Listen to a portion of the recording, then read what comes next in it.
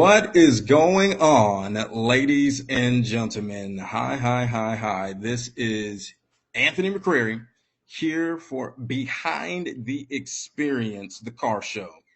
Tonight's show, man, I can't even say enough about what tonight's show is.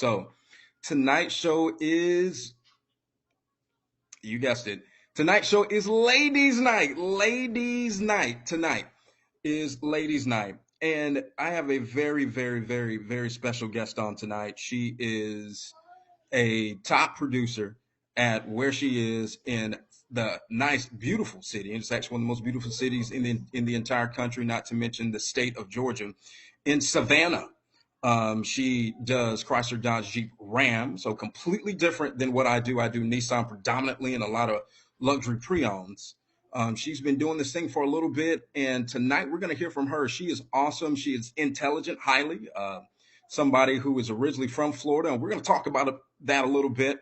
But without further ado, I'm going to bring on my new friend, Miss Danielle Jones.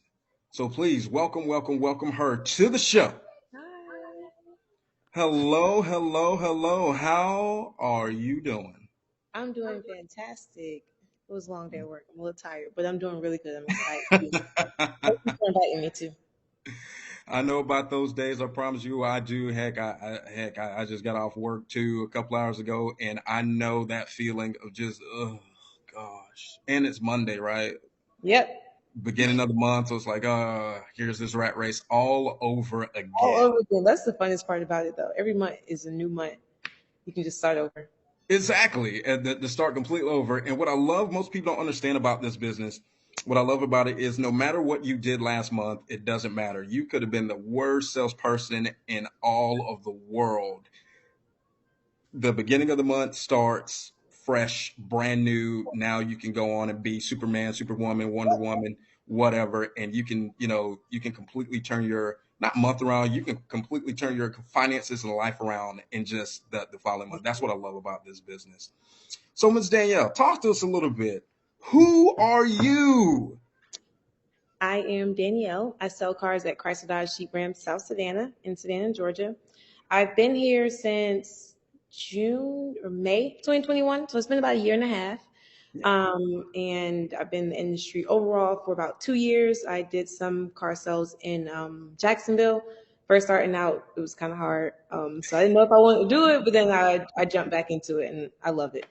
Um, and I never thought that I would be doing what I'm doing right now. It's Really? so fun.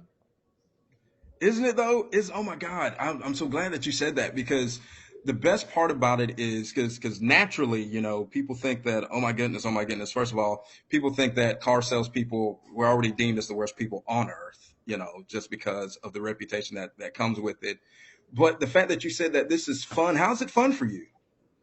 It's fun because every day is a new day. That's the funniest part. Like you literally I've been killing it since I've been here, literally with the help of some really good managers. But like you go from hero to zero every day. Every day is something different. Every month is something different. It's always a new challenge. Every customer you talk to is different, and it's just being super creative with like selling a car. That's all it is.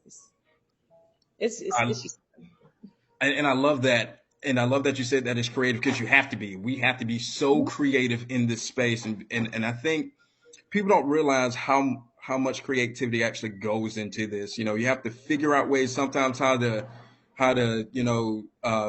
bubble gum and duct tape and string something together for somebody, but just to see the satisfaction on their face after you've done this for them, man, it like yes. you, I never thought that I would end up being in this industry, even though people told me, man, you should have did this like 10 years ago. Now I wish I would have listened to them, right? So my thing is, tell us a little bit about your journey because you said this isn't what you saw yourself doing, right? So No. where So where did you start?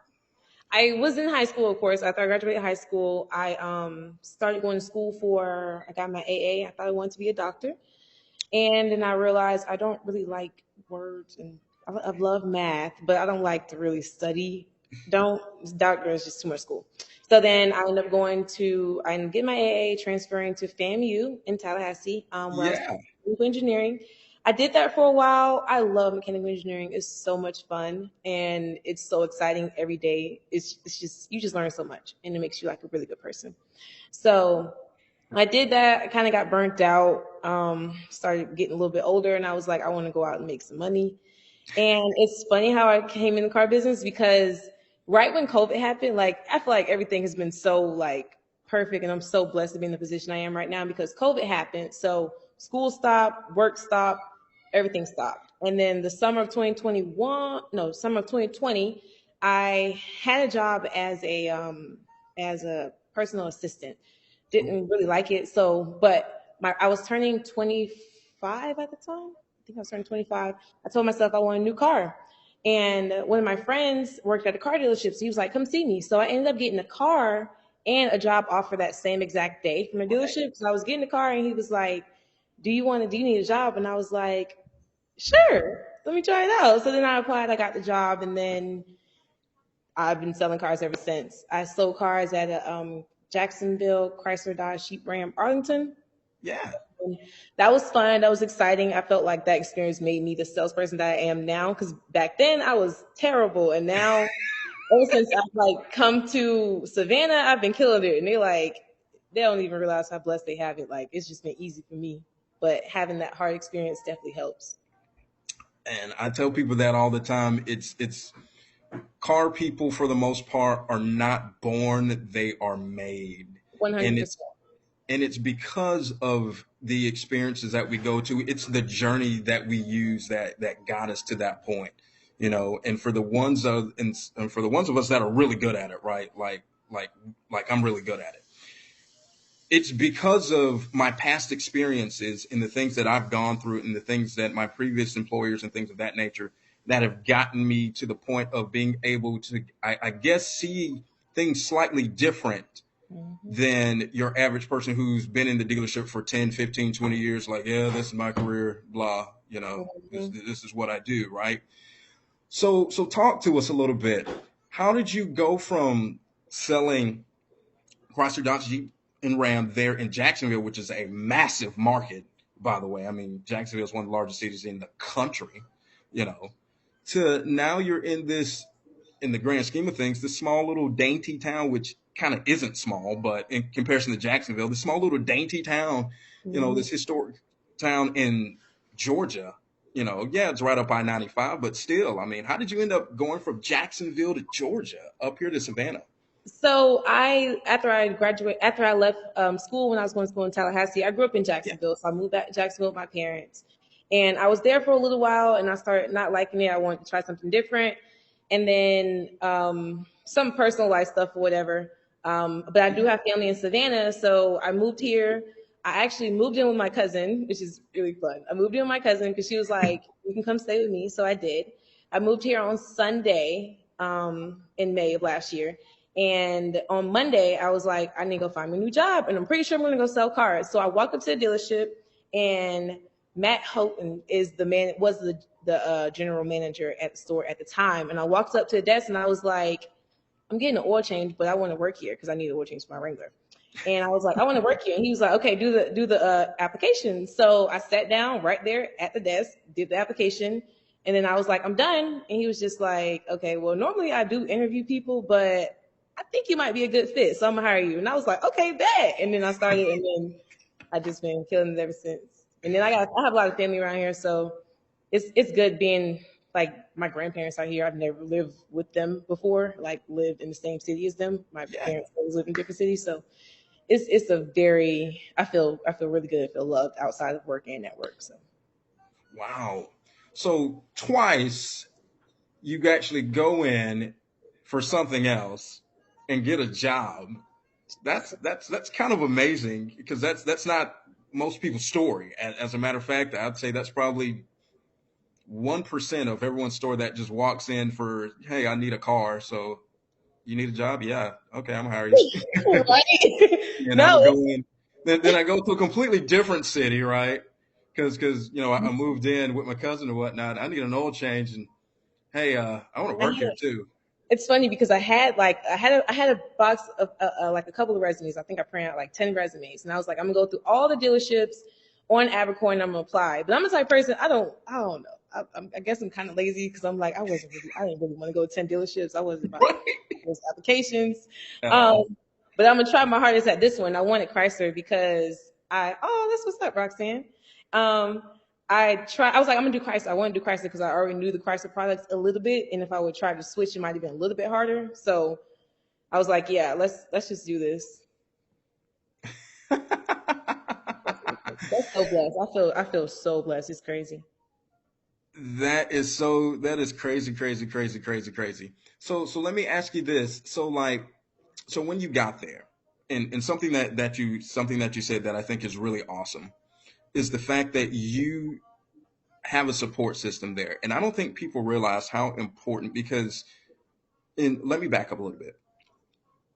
The life of a salesperson can be very difficult and can be very stressful and can be very hard at times and be very lonely, because there's so much stuff that we, have to internalize because I say this all the time, sales is a transfer of energy, right?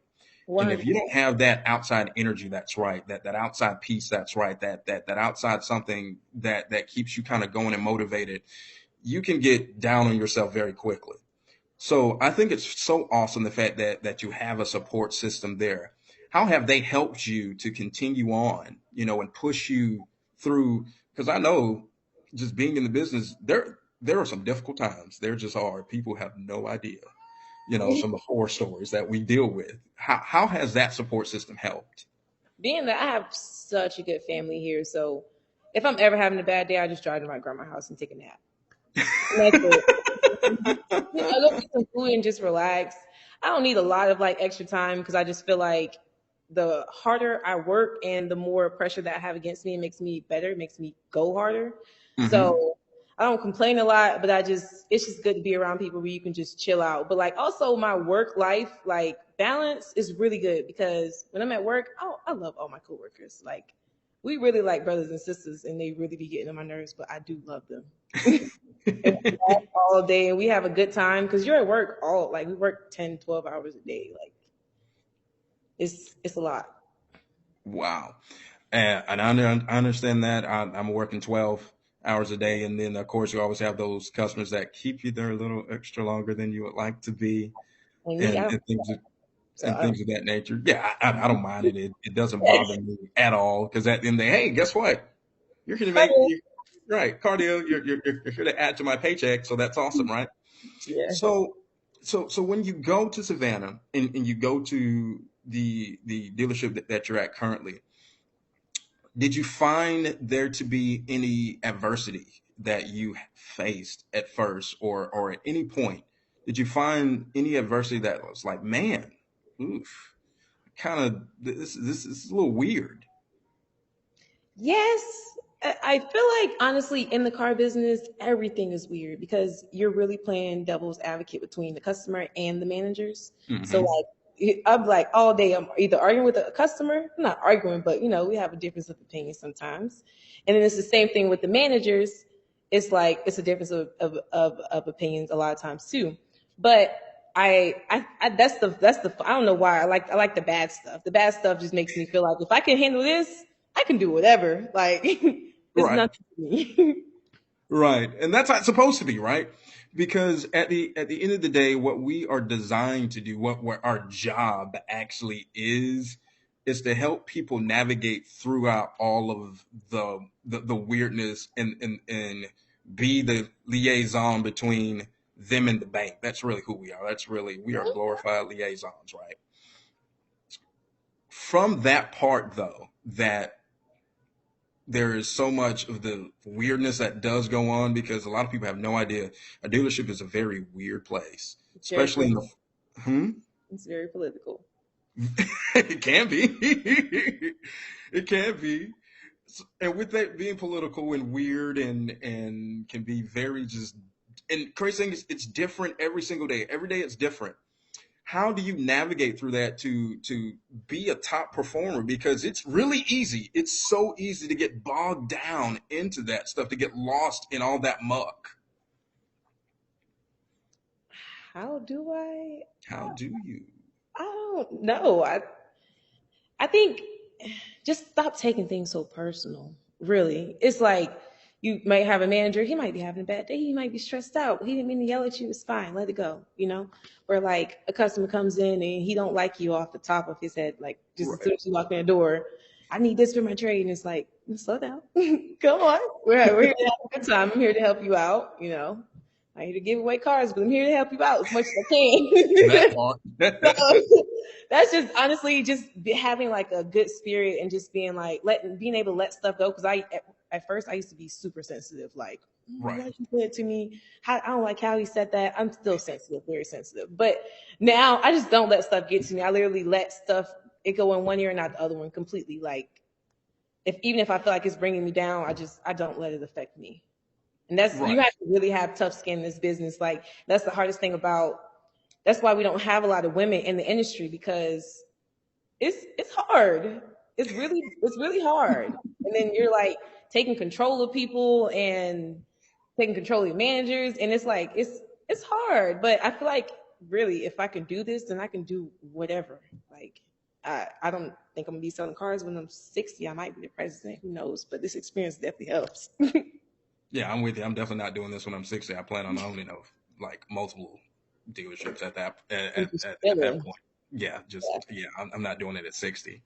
So speaking about because you just said it, there aren't a lot of women in this industry, and a lot of it has to do with the culture of it being very abrasive, very Voice okay. note.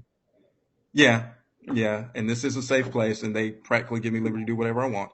So it being male dominated, I'll say this. So it can be very chauvinist, and they view women in the industry as, oh, okay, so you're the little woman here trying to sell.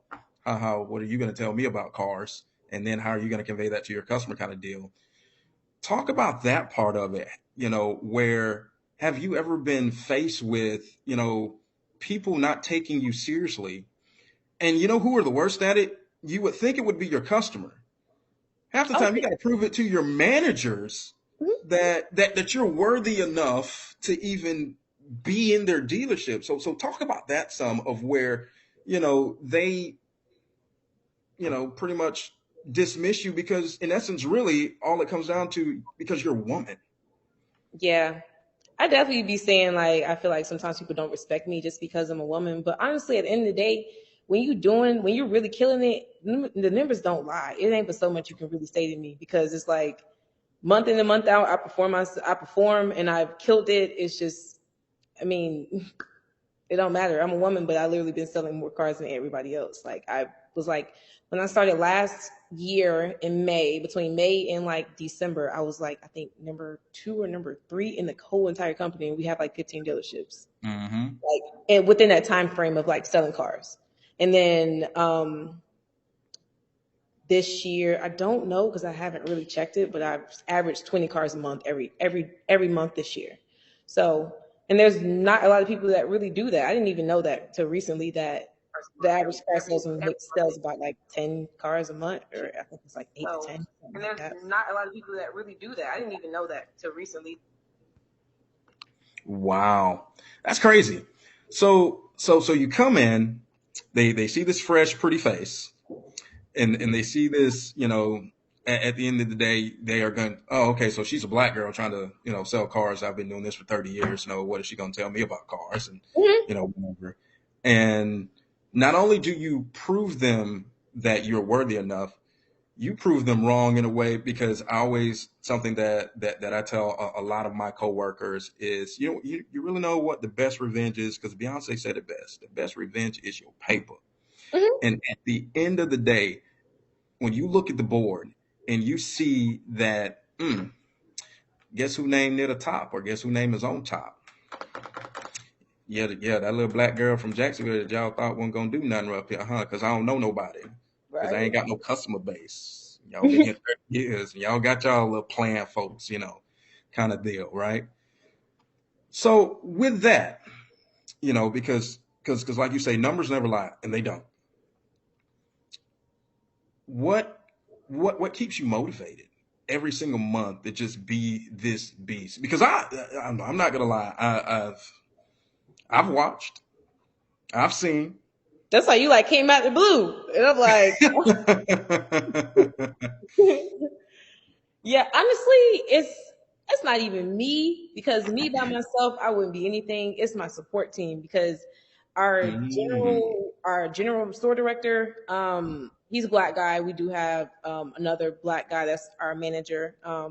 That's our general sales manager, and they really do push me forward. Like just the motivational talks and just having my back when I need it because it's like I don't even do anything. Sometimes people be trying to mess with you because you literally is that little black girl, and it's like I don't Mhm. do anything except for my job. Like, and you see that. So a lot of times, managers just be like, "Leave her alone. Like, what did she do outside of what somebody else did?" And you didn't complain about that, but now you want to complain about them, but you just really just want to pick on her. But it's good having that support system that's really helped me out because a lot of people don't have that, and if you don't have Mhm. that, then you just a lot of stuff hurts your feelings. So a lot of stuff don't hurt my feelings because I know that I have people that's definitely here to help me out all the time.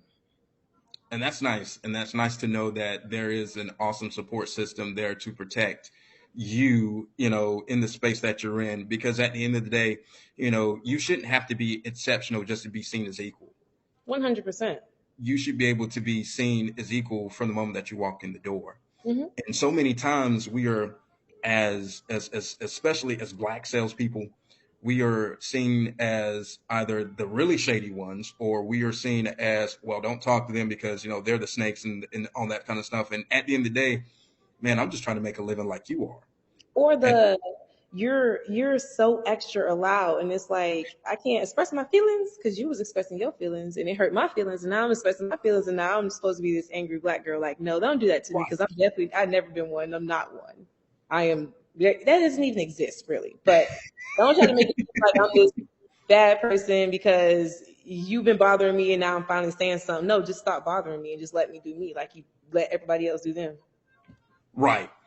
And from that, and I'm glad that you said that because we oftentimes get these labels as the angry black man, and I always say that there is always two types of racism. And yes, it does exist in the car industry, whether they want to believe it or not, and all this other stuff, and sexism and all this stuff. It does exist. So for us, let's just say we're upset about something and we're trying to express what we feel. Well, we as a people, for the most part, are very demonstrative, right? Well, why is it that Billy, who's this our white counterpart, can be as demonstrative as they want to be, and it's seen, oh, look at Billy, he's so passionate. Look at Yeah. Sarah, she's just passionate. Mm-hmm. They But be like, then, y'all talk crazy.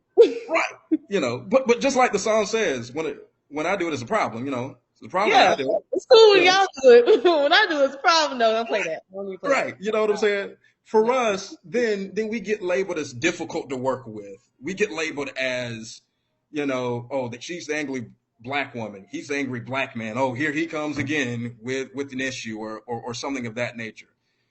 Doesn't that just doesn't it just irritate the holy? Okay, because again, they let me do what I want. Doesn't it irritate doesn't it irritate the shit out of you just them doing it? Yeah, I just feel like it's the audacity. First of all, that's why I said don't even. As soon as I get like one hint, I'd be like, don't play. Like, don't do that because I know where you're trying to go at, and it's unnecessary. Right. Completely and totally unnecessary on all levels. So, so talk to us a little bit, switching gears here a little bit. Talk to us a little bit. So, what is actually going on in the CDJR world? What are they working on? Are there any EVs coming up? Because I did a podcast a few podcasts back talking about kind of every brand that's starting to get kind of at least one EV into their lineup because they're kind of having to now. So like kind of what's going on? What are they doing? Because I don't know.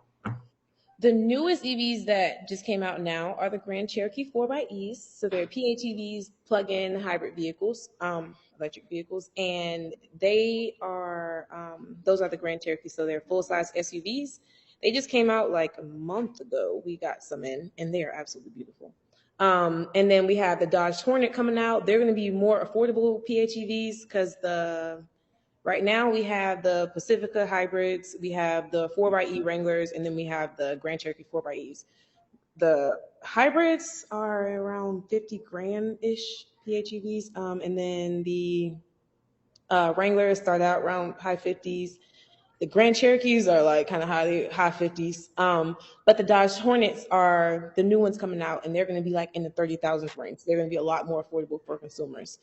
And then this year, we're also, well, not 2023 is supposed to be the last call for the Dodge Challengers and Chargers. So I'm not 100% sure how they're going to switch this up because I don't know if people are not going to like, not, they're going to be very, very sad they can't get them a Challenger or a Charger. That's like a lot of people's dream car. That's why I loved working at Chrysler Dodge Jeep Ram because people be like, I see Challengers online, I want one. I want a Hellcat. And it's like, first of all, you're 19. You're not getting a Hellcat. You're That getting this part.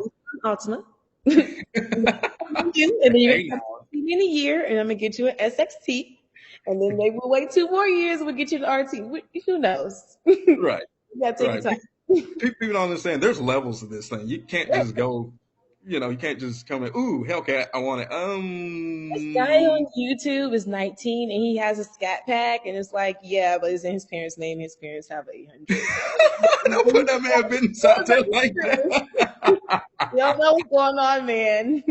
Oh my goodness, jeez. Yeah, people. I swear. Sometimes, and that's something I love about my job. Being in this industry, that, or at least my style of selling, is that I'm an educator first, Me too. and I'm here to, even if you don't buy from me, I'm going to put you in a position to where you are more informed and more educated when you leave me. You are better, whether you actually get a car from me or you don't. With most people, I find is that when they begin their journey on, they want to go from, they want to go, ooh, I want the best and the top most premium thing they can get, and not understanding how that math actually works. So with that, and I love that you talked about EVs because I didn't know there were so many that, Dodge was actually working on. So with this transition from, the Challenger and the Charger being discontinued, and remember everybody, I told y'all, so you hear it straight from somebody who works at CDJR saying that it's gone. It's gonna be gone. So let me ask you, have you seen, I think this is on Facebook, it maybe was on Instagram, that allegedly, I'm going to say allegedly because I don't know, allegedly there was this EV charger, I think it was a charger, maybe it was a Challenger, that was put out. Do you think that's actually going to be a thing? Oh yes, definitely. They're definitely going to that. It's supposed to be by 2025. They should have the EV Challengers and Chargers. Wow, that's a, That's gonna be exciting because I mean they have like Tesla. I don't know any other. Well, there are some fast EVs too, but yeah, Tesla has Tesla. that fast one, and it's pretty cool actually. Yeah, I've had an opportunity to be in a couple of Teslas. The only thing that kind of worries me about Tesla is after a while their maintenance goes to It's expensive. and it very, and the fact that they really have not changed since they've come out. I mean overall you can look at a 2014 Tesla, and a 2021, and they're practically exactly the same. My so ultimately, how do you really feel about this whole EV thing? Now you are in a different part of the state of Georgia, right? You're in Savannah, which is, in comparison to where I am in Valdosta, you are considered more metropolitan than I am. So Hmm. where I am, where we are demographically, we are still very truck and SUV country, so to speak, right? So EVs aren't a thing here for the most part. They just aren't. There aren't that many places to even go get your Tesla charge. Heck, we have a guy that comes once a month to our dealership, a Nissan dealership, to charge his Tesla because there just aren't any places to do that. So where you are demographically, do you see more EVs? Are there more places to even charge and all that? And so talk to us a little bit about that. There are a lot, and I actually have a Wrangler 4xe, so it's a plug-in hybrid. I get about Really? 5 miles of electric range, which isn't a lot, but it definitely saves me a lot of money in gas. Because work and home is about 25 miles a day, so If I charge my car before, I mean, every night, then I could just run on electric all day. Um, but I am scared for the fully electric ones. I can't do that because I just no, I just can't. I can't justify that yet. But the plug-in hybrids, I definitely think all those that's coming out is super. It's super super nice, and it definitely it's transitioning people. That's the whole deal. To eventually get into an all electric world, which I don't know when that's going to be. Maybe it'll be, I don't know, 3 4 years from now. Maybe, I don't know. It's still going to be old people as, or not old people, but it's still going to be people that's going to be like, I am not driving an electric vehicle, gas only, because you can work under the hood. Like they're still going to be around, but the manufacturers are pushed by the government at this point to fix this global warming problem. So Right. And I completely understand that, So so my question then becomes, do you think that we as a whole, and I'm talking about as a whole United States, because you're right, and just like I've said in previous podcasts, this EV thing is happening and it's happening for real and it's happening now a lot sooner than they anticipated. Now, me personally, I'm not really a conspiracy theorist, but I will say COVID did do this. COVID did push EVs kind of closer to the forefront than they probably would have been if COVID didn't happen. So, with that, do you think that we as a whole are ready kind of for that? Me personally, I say no. I don't think we are as a whole yet because I don't think we have the infrastructure. you want to know what's funny? This is also why I'm so good at my job, right? Because I just feel like if you're not ready, you better get ready because we're not the ones to make the laws. They are, and they have Very their. true. Very true. So Very, we very, got to very adapt to true. it, or you're gonna be lost in the sauce because you're gonna be, 3 4 years from now trying to get you a brand new car, and the only ones that's gonna be out is gonna be EVs, and you're gonna be like, I guess I gotta get one. Yep, you do. Oh my goodness. Oh my goodness. That is so very true. That part of it I am a realist of. I am a realist of that part, knowing that EVs are coming and they're coming a lot faster than I think that we originally thought. And yes, you better get on the train because yes, it is going to eventually run you over. Mhm. If I still, I guess I still end up having concerns ultimately, though, as a whole,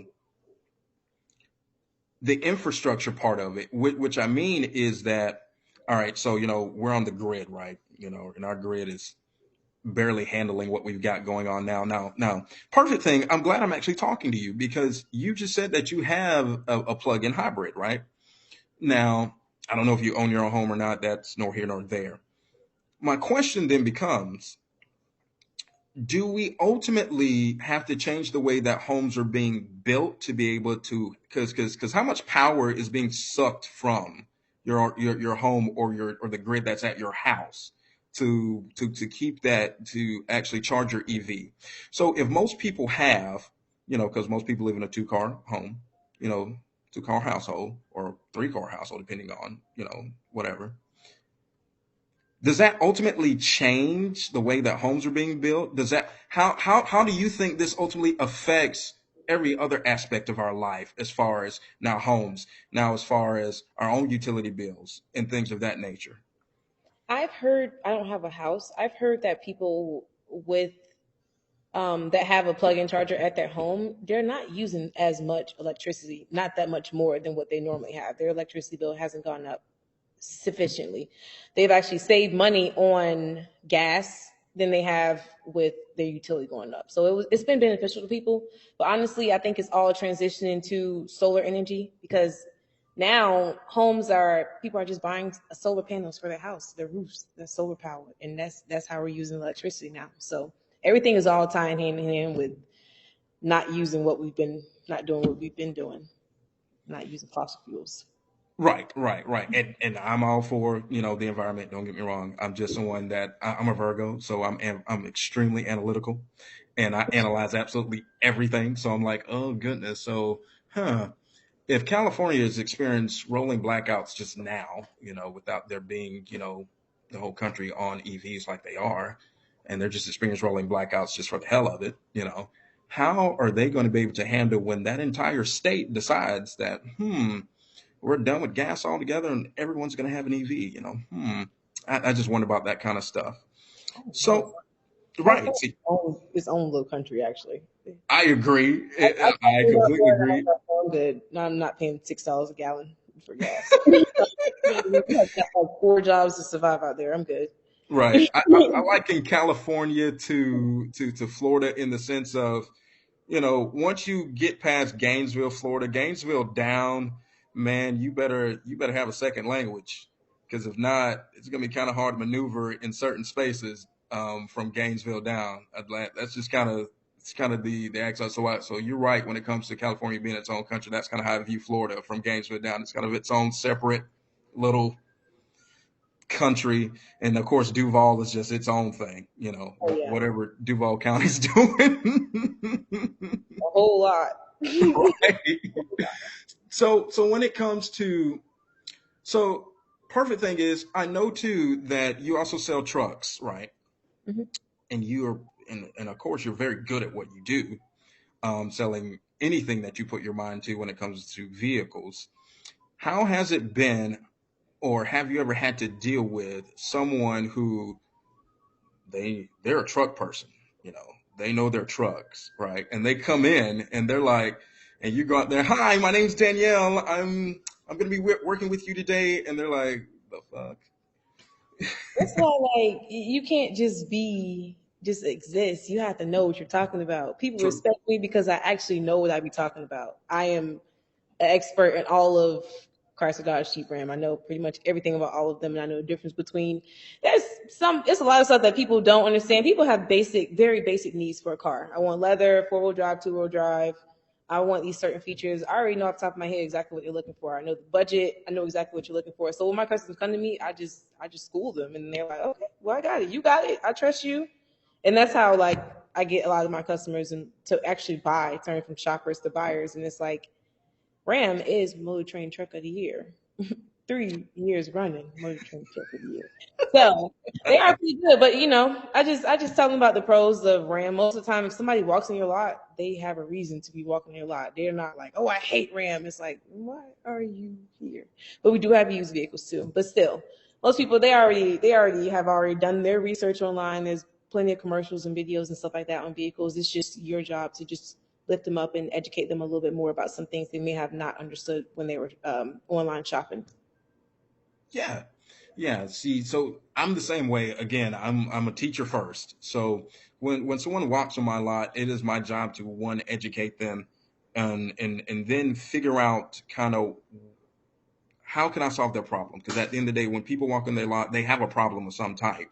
They may not know fully what that problem is, but I tell always that the new people, if you get good at solving problems, because people will always remember someone who solves a problem forever, ever and a day. No matter if they can't remember your name, but they're like, hey, who was that? Who was that young girl around here who, nice smile, but but she know it, like she got it. They're gonna figure you out. You know what I mean? So at the end of the day, that is our job. Our job is to solve problems. Now, for you, you have a plethora of solutions for folks. Unlike me, I've only got Nissans and a couple, Nissan, some pre-owns, and some pre-owned luxury vehicles, right? For you, and I've always wondered, somebody who works at a CDJR, man, selling cars should be so easy for you guys because of just the solutions and the different type of buyers that you guys can actually get in. You got somebody who wants a truck? Yeah, I got a truck for you. I got a Ram. No, Mm-hmm. I really don't need something that heavy, dude. I need something kind of more lightly. Yeah, I got a Gladiator for you. I really kind of don't need that. I'm really more of a Jeep kind of person. Well, I got those too. Mm-hmm. How do you get through, like how do you get to the solution having so many solutions available for people? That's part of the reason why I chose Chrysler Dodge Jeep Ram when I was deciding where I wanted to sell cars because I was Mhm. like, one, Chrysler Dodge Jeep Ram, all their products are reasonably priced, but also I have so many different options. So you want a sedan? I literally have Chrysler, I have Dodge. You want a SUV? I have Dodge, I have Jeep. You want a truck? I have Ram, and then I also have a bunch of used vehicles that I can get too. So like But honestly, it's just I've been so successful this past year and a half in the car business because I talk to my customers, I understand them, and I realize that there's a reason why they're here. They may not know exactly what they're hoping to accomplish, but a lot of times when you just talk to a customer and be like, they'd be like, I want a sedan. It's like, how many kids you have? Yeah, we're gonna get you an SUV. I thought like it's so many people that's come in and been like, yeah, I just want a used vehicle. I want a cheap payment.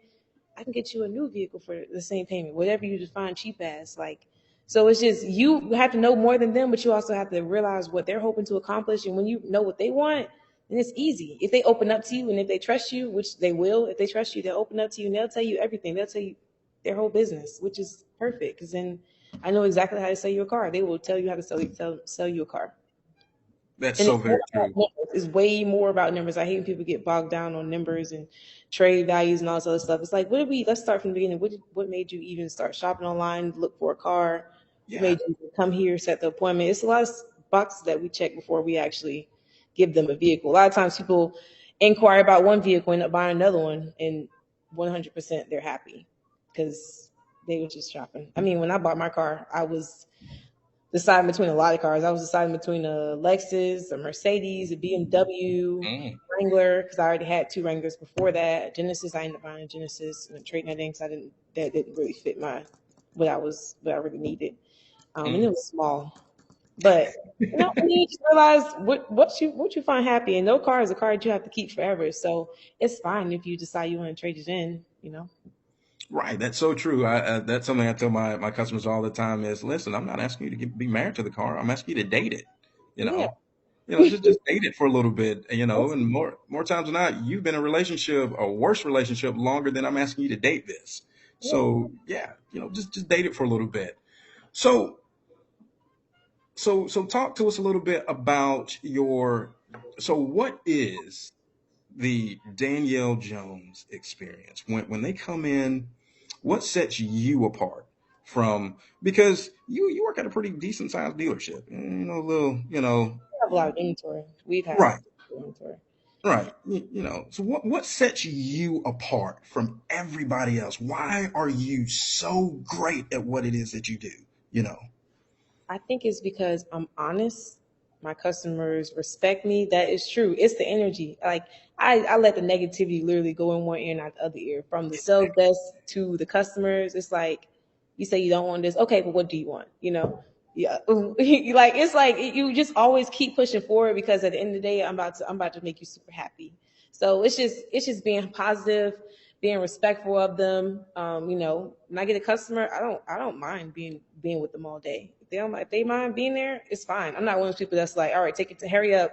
Let's figure out what we're gonna do. I'm gonna kick you out after an hour. Like if we can make a deal happen. If you want to make this in and out, cool, we can do that. But if you need time to sit and make sure you're happy about your decisions, because I don't want. Sometimes people may get buyer's remorse, but I don't want to give people that because I want you to actually you did this. This is what you did. This I told you what was real, what wasn't real. I'll let you make your own decision. I'm never gonna press you, and I'm never gonna like make you do this. You'd be like, hey, sign on this lie, and then lie and all this other stuff. I don't do that. That's why I literally had so many repeat customers because they respect me and they love me and they just be happy and they trust me. So I'm excited about that. I'm Yeah, grateful. and I love that, and I love your energy, and I love what you're bringing here because I can tell this is what you bring to your customers on a day in and day out basis. I can tell, you may be nervous here or may not be nervous here, but I can tell this same energy you're giving me is the same energy that they're getting. So it's a lot easier for them to feel at ease, as if oh man, that's my homegirl. Oh man, that's the boo thing up there. Yeah, she gonna get me straight. I know she is. You know, and that's how you have to be. I tell people all the time, selling cars is actually pretty easy. It is hard work, but what people don't understand is that hard work actually, believe it or not, has nothing really to do with your customer. It's got everything to do with you Hmm. and how you are and the things that you do and how you present yourself and how you present the solution. It's not so much they know for a fact. Most people who are 480s know for a fact they're 480. Hmm. They don't need you to embarrass them about being 480. Something what is tattooed on my heart is, I literally stopped selling cars probably about a year and a half ago, right? Stop selling cars. I help people to buy cars. Hmm. And that's a different mentality. And most people don't understand that mentality. Most sales professionals don't get that switch, that mind shift switch, where you go from selling cars, because selling cars is you're forcing people to do something that they may not necessarily want to do, right? Right. But when you help people to buy cars, they feel more at ease and they feel like they have some say and some sense of control, even when they're not necessarily getting what they want. Mhm.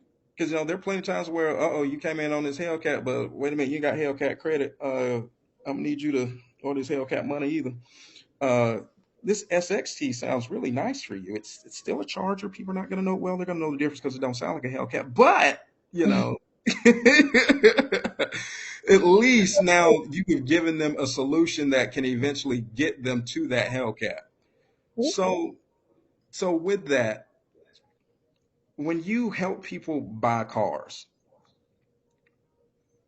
do you, I guess what I'm ultimately trying to ask you, do you make them feel like they are in control or do they have control? Or are you somebody that kind of, all right, I'm going to push you. I'm going to push you a little bit. I'm going to keep pushing you.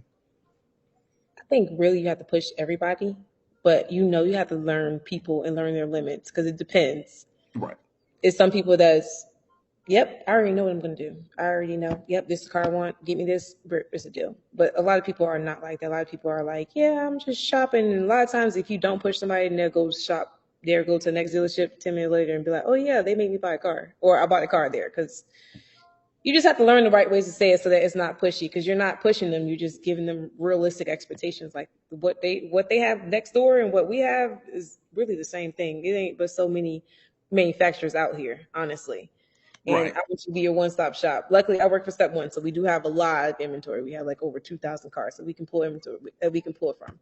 So like I tell people that, which a lot of times they end up buying from us anyway, because it's like, what is it's Nissan, it's Chevy, it's GMC, it's Ford, Toyota, Honda, Hyundai. Like it's not that many manufacturers. It's not that cars aren't that different. No. But here, you're going to get a great experience working with me. We have some really good desk managers that's going to make sure you get approved and you're going to be super happy. And then if you're not 100% happy and you know you're just getting a car right now, just get a car, then come back and see me. And there's literally some people that have like come back and seen me 6 months or a year later and Mhm. they get them a new car and they're like, oh, yeah, oh my girl, I love it. And I love that. That's awesome. That's awesome. So tell me, tell us a little bit about, kind of what's going on as far as, because, the feds are the feds, feds have raised rates probably 3 or 4 times within the past 2 months, right? How has that affected you guys and and are there solutions that people can look for to avoid it, or are you guys offering any solutions to help people out with that? Is there something that Chrysler Chrysler Capital, if I'm correct, yeah, Chrysler Capital is doing to help alleviate some of that? Yes, rates have been through the roof. And Ugh, honestly, most ugh, great credit buyers are like, I'm good. I'm just going to wait until next year. right, But I mean, wait till next year. The value of your vehicle drops. But most people that with good credit, they care about rate. People that have been buying cars lately are people that need a car, so they're not super picky on rate. It's a big difference. But I mean, you give an 800 credit score, 7%, they probably gonna laugh in your face. right. So that's not happening right now. But Chrysler Capital does have, they have 0%, 1.2, 2.9, 3.9, 4.9 at certain terms, and 9 days no payments. They just put out last month. That's good into this month too. So, and Chrysler Capital picks up like pretty much. Everybody. Yeah. They want us to keep. They want their customers to keep coming back to them, and that's why Right. I like working for Chrysler. Yeah, they buy deep. They buy real deep. They I pay like for I it. like it. I like it. So have you seen where, because I totally completely agree with you. I actually delivered a car to my hometown in Madison, Florida, a couple of days ago. Guys at 8:30. I mean, 8:30. I mean, easily blowing everybody out of the water. Makes, about 12 grand a month. So, he should qualify for absolutely 0% forever, right? And I had to explain to him, sir, I know that you are not used to paying, this. his interest rate came back at 5.4. It's Right. good, but not good enough. At 8:30, come on. Yeah, no. No, no, not for an 8:30. Right. So he's like, man, I don't pay 5% on anything. I haven't paid 5% since I was like 20 years old. And I'm like, whoa. And I totally get it. I get it. So having to do the back and forth thing about rate lately has just been really irritating. But I totally get that battle. And I understand that you got to kind of explain it a little more in depthly. And again, I'm like, well, look at it this way. Same thing, like I said about the car earlier. I'm not asking you to marry the car. I'm asking you to date it. I'm not You can asking you always to, refinance next year. You'll be fine. right. I'm not You'll asking you make to marry one this mistake. rate. You'll be good. Exactly. You can date this rate. Just date it. Just date it for 6 to 12 months, whatever. Date this rate. Wait till the rates come back down, and then once you refi, you're good. You're Gucci, right? Have you been having to do that a lot? Having to explain to your well qualified, excuse me, let me just use the correct terms here, well qualified buyers of why they should do this now and not wait to next year. Because when people say, I'm going to wait to next year, what they don't understand is just like you said, your car depreciates because guess what? The new car market is starting to kind of get slowly back to normal. So that brings the value of your pre owned slowly back down. Not only that, but we kind of still don't know. Inflation's still a thing, it's whether people believe it or not, it's still a thing. So, are you having to kind of have more in depth conversations with people about, kind of what's going on? A little bit.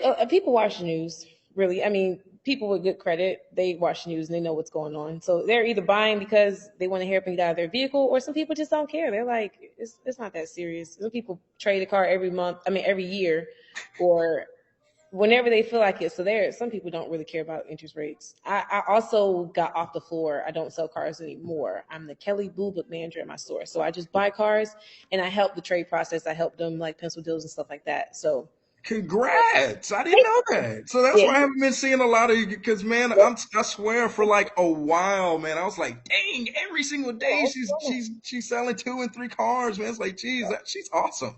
I feel like it just got real bad with the rates about September. September, Whoo. like Yeah, going down. then October, man, the sky fell. Yeah, it did. October, I had so many minis. But and then November, I started doing KBB, and this month I'm doing KBB too. So I don't have to do it too much. I don't have to. But I That's tell my coworkers, like, just tell people it's okay. Just right. the APR. And I think and I think what it is that again, even if you have to deliver bad news, it's the way that you present it that matters at the end of the day. You know, something that you get from the desk, and it's like, holy crap! Whoa, I was expecting a $600 payment, and you're sending me out here with $1,000 payment. I'm not going to close this kind of deal. And then you come back with it closed, and then they ask you, how were you able to do this? Well, literally, I smiled through the whole thing and talked them through it. So yeah, sometimes that's just what you got to do. You got to learn to kind of be a chameleon that way. Now, I don't want to skip over what you just said. You are the KBB manager. You buy cars and help pencil deals. That's awesome. Yeah. That is absolutely amazing. Congratulations on that. Seriously, that is pretty awesome. So for you, the sky is literally the limit. Oh yeah, I'm just getting started for real. I love it. I love it. I love it. Hey, real quick question: Is my boy Tubbs still up there? Yeah, he's our store director. That's my dude. That's my dude. Yeah, yeah, he's That's awesome. that He's is my awesome. guy. He came down. He worked in our dealership in here in Valdosta for about a month, I believe, and then he was like, I want greener pastures. And he was like, man, I'm going to Savannah. I'm like, okay, all right, cool. That was recent because I told him about the podcast earlier today, and he was like, "Yeah, I know Anthony. That's how you know him." And I was like, "I guess we were mutual. I seen y'all mutual friends on Facebook, so I figured you know somebody. They probably your friend on Facebook." Right. That is so awesome. I am so Yeah, proud of working you. with him has been like the biggest difference in what I do because having a black store director is a game changer, 100%. Like, if I didn't have that or my other black manager, I don't think that I would be be doing what I'm doing right now. I probably would have Mm, flipped out and did try a different dealership or try something different. really? So for you, oh my goodness. So it brings me to a point that I've been saying for a long time now. That as much as we like to go chase the money and chase the bag, and all that kind of stuff, there, position matters, 100%. representation matters, being in a place of influence where there are people that look like you and I matter. And when people don't understand who look like you and I, who don't understand that responsibility of it, you might well say it's all wasted at that point in time. Yes. Like you can be screaming at the top of your lungs to the wrong person and they don't get it. Me, I can get mad and my managers know exactly what I'm mad for, or they know Right. exactly what to say to calm me down. Meanwhile, somebody else would be like, "What's wrong with her?" Or they'll try to make it seem like I'm angry. No, I got an attitude, just like you have attitudes. Like, it's normal. Right. I Everybody's just mean, yeah, we all get irritated, but it's cool though. But that's why I'm excited in the position I'm in right now because I'm the only black manager at my store. So I hopefully move up in the company and I'm able to like help out more girls that look like me and help out more females overall. Because I, with the help of all type of females, I like it's this one lady named Gail. I love her, I adore her, and she's invited me to like a couple of conferences and like just getting me out of my element and like navigating has like helped me out so much, and I'm so grateful for all the people. And it's not just like I don't. Yeah, it's not just the black people; it's everybody. But it's people that just love and respect you for who you are and that want to support you. Like I'm so grateful. wow, you should be. And again, I think that's very admirable what you're doing, especially what you're doing for women, especially because believe it or not, you are a trailblazer. And sometimes when we get in these kind of positions in these places, we don't think that way because we don't think that what we're doing in these moments, even the small things, matter as much. But they do, because at the end of the day, it leaves a trail. It becomes history. And to me, history is the greatest predictor of future. So when you have this place of in this position, I want you to own it Yeah. because there's somebody that's coming behind you that needs to see you. And I'm so happy that there is a you in place for them to follow. And I couldn't think of anybody better to be in that position. Thank you. I'm so excited. Oh my goodness, I'm so excited to be doing what I'm doing. And I'm just happy. Awesome, awesome. Well, listen, look, Roxanne, I see, also want to appreciate you. Thank you so much for supporting me. It's women like you that push me to keep going forward and keep being better. absolutely. Go ahead, Roxy. I see you in the wrong part, but that's all right. Ain't no big deal. You still here and supporting. I like it. Roxy, believe it or not, and I'm gonna have her on at some point too. Roxy is somebody that when she came into the dealership, I began to kind of wrap my arms around her a little bit, and don't get me wrong, Roxy's a monster now. I Roxy can is a tell. monster, and she'll if you ever get a chance to really connect, she'll tell you about it. There have been many a conversation we've had to have. But this has been great. Our time is actually up. Oh my God, I could go on forever. I know, right? Hour went by fast, didn't it? Definitely. That was a good. It's been good. It's been a pleasure. Honestly, I appreciate all y'all listening to me. Right, right. So yeah, we've got to get you back on at some point in time so we can hear updates about what you've got going on because man, you're in a whole different position, man. I'm thinking you're still a salesperson. Thank God I didn't put that on promo. Next time you see me is going to be a new one. Right. Listen, maybe one of my little mentees. Hope I get some mentees soon. Ah, okay, okay, okay. Okay. Well, thank you so much for joining us here tonight. This has been absolutely fun. Yeah, so last thing real quick. So if anybody wants to connect with you, anybody wants to connect with your dealership, how can they get in contact with you? How can they get in contact with the dealership? My name is Danielle Jones, and my Instagram name is Danielle Sells Cars. You can call me or text me. I have all my information on my socials. So yeah, and I'm at Chrysler Dodge Jeep Ram South Savannah for Abercorn. Awesome, awesome, awesome.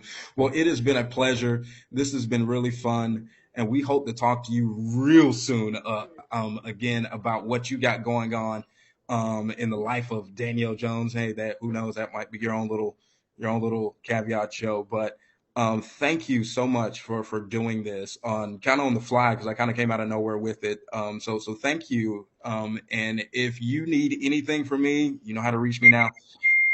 Yeah, so I hope to see you soon. Thank you. We'll talk. Bye. Bye. Hello, my name is Matt Houghton, store director here at Chrysler Dodge Jeep Ram Fiat of South Savannah. I wanted to say thank you for shopping with us online, and I also want to let you know what sets us apart from other dealerships. We are one of only 232 stores nationwide to be awarded as a J.D. Power Customer First store. Our dealership group is in the top 90 of 1,800 dealers nationally. We have access to over 1,300 new and 1,400 pre-owned vehicles.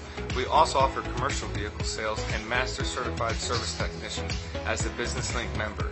Lastly, we give back to our community. Step 1 is actively involved in several community events as well as supporting local businesses. In fact, last year we served over 1,600 meals to military and first responder families through our Grab and Go program as a way to say thank you. Please feel free to contact us by giving us a call online or stop on in so one of our team members can help deliver you an exceptional experience.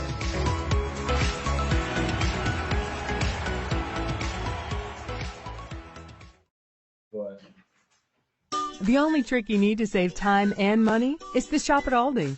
Aldi. Shop differently. Limitless length plus volume. Sensational from every angle. New Lash Sensational Sky High Mascara. Only from Maybelline, New York. Everything that touches your baby should be this comforting. Pampers Swaddlers. The #1 choice of hospitals is 2 times softer. All right, Trivago. Find me a hotel somewhere in Thailand where I can wake up with a view of the ocean. Awesome. The future. It's impossible to see. And when it's finally here, it might not be what you'd expect. It might just be better. Introducing Luxury Electric. Introducing Lucid Air. We're for those who love to discover, who don't need to travel to find something new, and who know when you spend less, you can discover even more at TJ Maxx and Marshalls. Smooth, velvety chocolate wrapped in precious gold. Ferrero Rocher. Valdosta Nissan says, pick your payment, then pick your vehicle. At Valdosta Nissan, we have so many vehicles to sell, we're letting you pick your payment. Some as low as $199 a month, and some even have 0 down. Your vehicle, your payment. It's that easy. With over 300 company-wide, there's a vehicle for everyone, and you pick the payment. Come see why so many folks buy from Valdosta Nissan every day. All day, every day, Valdosta Nissan has your best deal.